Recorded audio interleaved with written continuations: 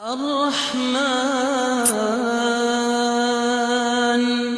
علم القرآن خلق الإنسان علمه البيان الشمس والقمر بحسبان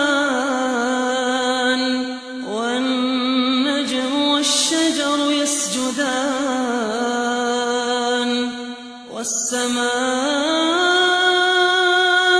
رفعها ووضع الميزان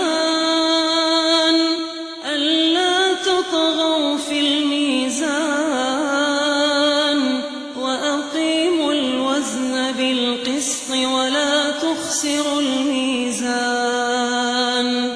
والأرض وضعها للأنام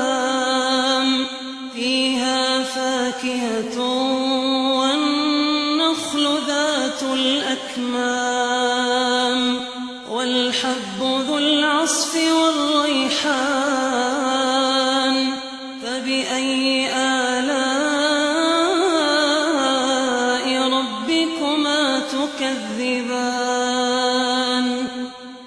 خلق الإنسان من صلصال كالفخار وخلق الجان